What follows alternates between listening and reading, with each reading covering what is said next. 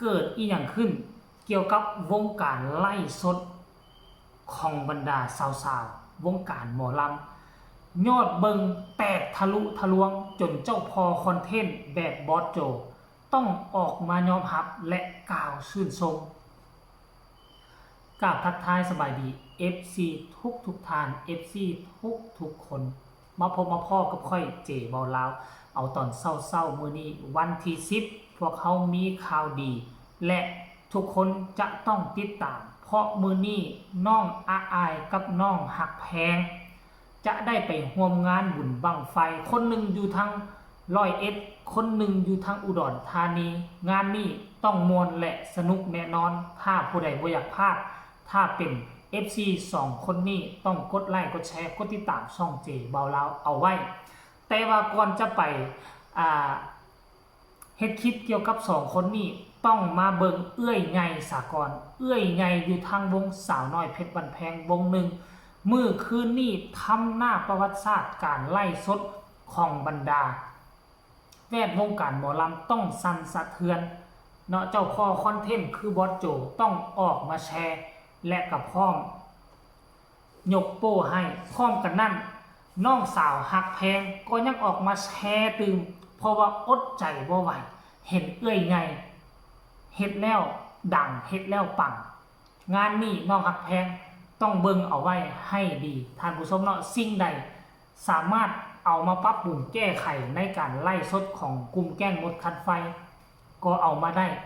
เพราะบ่มีผู้ใดห้ามบ่มีผู้ใดว่าท่านผู้ชมเนาะงานนี้จะไปลงลึกเนาะความจริงแล้วการไล่สดในรูปแบบนี้มันมีมาตลอดตั้งแต่ตอนอุ๋งอิงเพชรบ้านแพงเข้ามาอยู่ในวงใหม่ๆพุ่นเนาะเข้ามาอยู่ในวงขั้นมือใดที่เป็นมือพักได้กลับมาอยู่ทางบ้านหนองคูเนาะทั้งพ่อฮักแม่ฮักโดยเฉพาะคือทั้งพ่อการใช้ตะกี้ก็มีแม่ติมพ่อนอกพ่อนนแม่บีกลุ่มเรานี่ดนแล้วเขาก็จะมาโฮมโตกันอยู่ทั้งบ้านอุ๋งอิงเทื่อนึงกับเปิดมีการไล่สดเนาะแสดงความสามารถให้บรรดาFC แฟนคลับพอฮักไม่ฮักได้เห็นทั้งออนไลน์แล้วก็จะมีการโอนมาไล่เขาเจ้าเฮ็ดแบบนี้มาเป็นประจำแต่บ่ได้เฮ็ดเป็นกิจลักษณะเกือบทุกมื้อนี่นะท่านผู้ชมเนาะแต่ว่าหลังจากนั้นนะผ่านมาก็เกือบเป็นปีแล้วมาปีนี้ค่อนข้างว่าเฮ็ดจัดหนักจัดเต็มมีการเอาคีย์บอร์ดมาเซตมีการเอาลำโพงเป็นชุดเอาคีย์บอร์ดมาเซตมีนักคีย์บอร์ดผู้เล่นคีย์บอร์ดแล้วก็มีการลักษณะคือเฮ็ดเป็นวรรคเป็นตอนขั้นรายการบ่ว่าจะเป็นรายการตลกบ่ว่าจะเป็นรายการโดยการเอาพอกันใช้พอนนแล้วก็พออาชิตะแล้วซ้ำบ่ล่ะยังอาจารย์บาสมาแต่งโตเป็นสาวประเภท2แต่งหน้าแต่งตามาเข้าร่วมแล้วสิ่งที่เฮ็ดให้มันฮือฮาและยอดเบิ่งทะลุทะลวงหลายจนเฮ็ดให้ฮักแพงมาแชร์พอโจมาแชร์เนาะเป็นสิ่งที่ควรแชร์ควรย่องย่อสรรเสริญเนาะคนอยู่ในองค์กรเดียวกันถ้าผู้ใดประสบผลสำเร็จเฮ็ดได้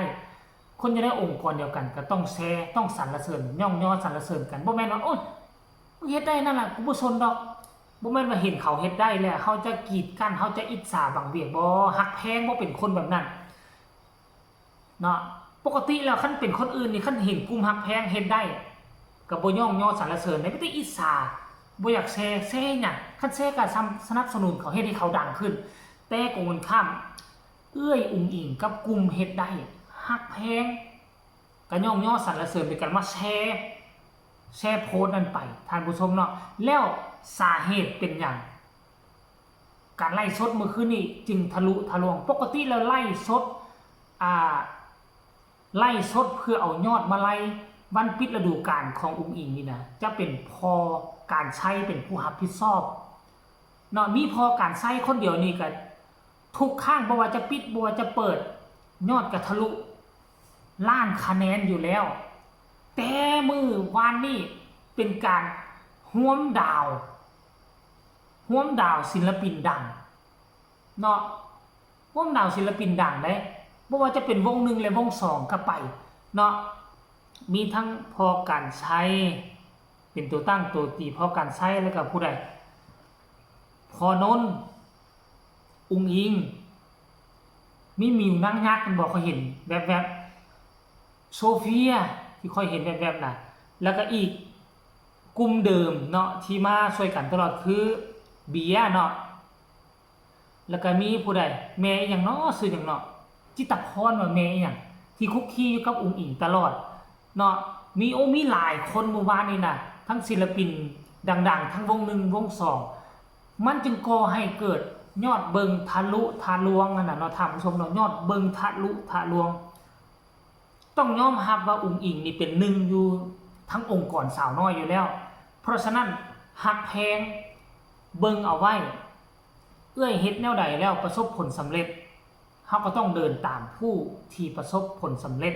หรือว่าเขาว่าเข้าเมืองตาลิวต้องลิวตาตามแต่บ่หมายความว่าเจ้าต้องเฮ็ดโหมดของเขาทุกสิ่งทุกอย่างแบบเดียวกันเป๊ะเฮาต้องเบิ่ง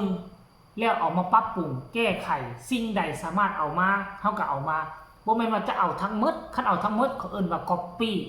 เนาะท่านผู้ชมเนาะเพราะฉะนั้นแต่ค่อยก็เชื่อมั่นนั่นแหละว่า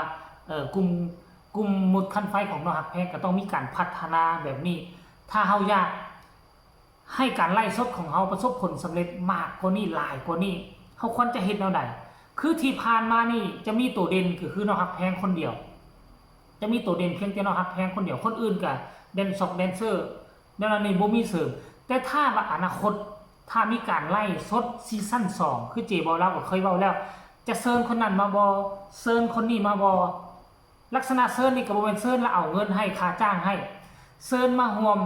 สิ่งที่จะได้ก็คือหยังผู้ทรงโอนเป็นเงินมาไล่มาให้ดีกว่าตอนพักฤดูกาลนะเจ้าจะอยู่เฮือนละล่ะเจ้าบ่มีรายรับเป็นบ่ล่ะเฮาก็เอามาเสี่ยงเอาดามหน้าเชิญยกตัวอย่างว่าอาจจะมีมานะบ่เพราะมานะมาร่วมอยู่วง2แล้วเนาะอาจจะมีมานะบ่พระเอกวัดศิวดลบ่มิวนั่งยักษ์บ่ปอมแปมบ่ลักษณะแบบนี้อยู่ในวงเดียวกันหั่นน่ะเนาะเพราะแต่ละคนที่เข้ามานี่เขาแบกเอาบรรดา FC แฟนคลับเข้ามาถ้ากรณีว่าเขาแบกเอาบรรดา FC แฟนคลับเข้ามาแล้วคนก็เบิ่งหลายในการไล่สดครั้งนั้นแม่นบ่ล่ะที่ผ่านมายังบ่มีการเชิญแบบนี้เทื่อเพราะฉะนั้นแล้วการที่ประสบผลสำเร็จในการไล่สดของอุ๋งอิงเมื่อวานนี้ก็คือว่ามันมีดาวเด่นดาวดังทั้งวง1และวง2มาสมทบกันเพราะฉะนั้นมันจึงแตกถล่มทลายทั้งยอดมาไล่อุ๋งอิงและกระทั่งยอดคนทรงที่ว่าเป็นคนเดียวที่เฮ็ดได้ก็คืออุ๋งอิงเพชรบ้านแพงบอสโจก็ยังเฮ็ดบ่ได้ส่วนใหญ่บอสโจไล่สดแต่ละครั้งนี่แตก10,000 กว่านี่ก็ดีใจแล้วแต่เมื่อคืนนี้มันมี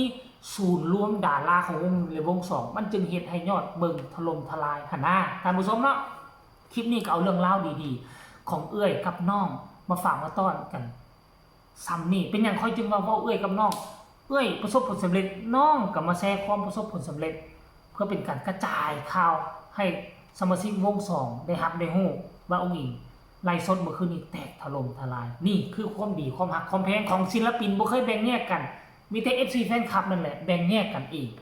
เนาะฝากทุกคนกดไลค์กดแชร์กดติดตามเพื่อจะบ่พลาดในคลิปต่อไปที่สำคัญอย่ากดข้ามโฆษณาฝากทุกคนใครมีคำคิดคำเห็นก็ส่งข่าวมาใต้คอมเมนต์ได้พบกันใหม่ในคลิปหน้าสำหรับคลิปนี้สบายดี